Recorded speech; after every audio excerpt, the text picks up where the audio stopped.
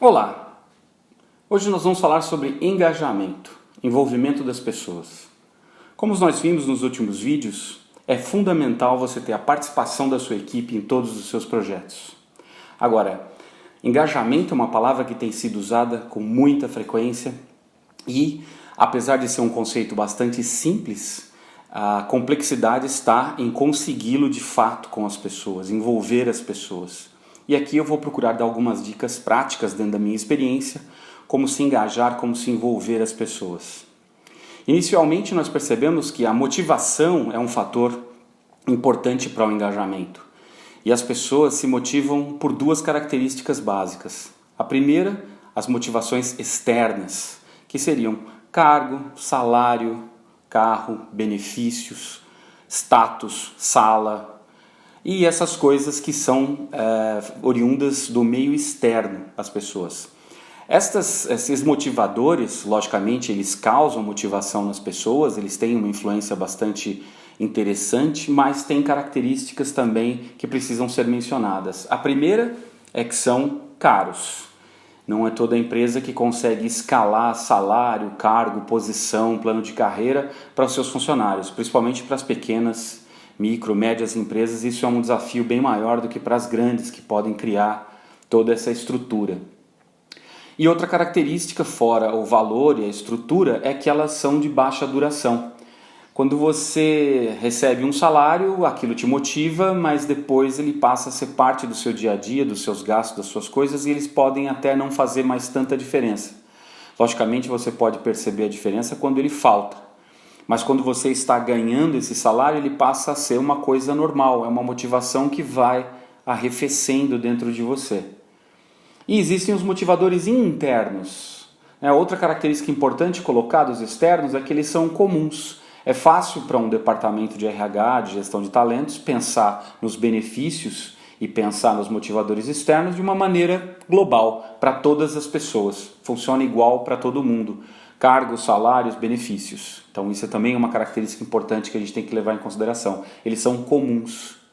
Agora, quando você fala de motivadores internos, esta é a primeira diferença. Eles são individuais. Cada pessoa tem o seu próprio motivador interno. Mas tem uma outra vantagem bastante interessante. Aumenta um pouco a complexidade de entendimento, mas eles são de longa duração e o investimento é muito menor do que os motivadores externos. Então, o que se mostra muito mais eficiente a médio e longo prazo e quando os recursos são escassos, e bem como você quer uma duração maior do motivador, você começar a trabalhar nos motivadores internos.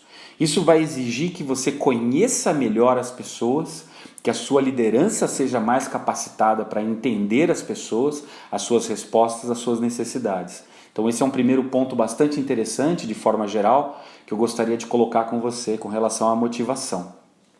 Um outro ponto importante, que eu diria que são a base para o engajamento, seria primeiro o propósito. As pessoas estão trabalhando e se mantendo nos trabalhos por causa do propósito. É um tópico que a gente deve colocar num ponto exclusivo para isso. E a outra, que é muito comum e muito simples, são as necessidades emocionais dos seres humanos. Nós vamos entender que, como necessidade emocional, a primeira seria ser ouvido, a segunda, ser amado, a terceira, poder errar e a quarta, pertencer. Vocês vão perceber que, agregado ao propósito, a maioria das sugestões e engajamento que você vai perceber no mercado, que vários consultores, você vai procurar isso, se você fizer pesquisas na internet, você vai encontrar, estão de uma forma ligada a esses 5 pontos.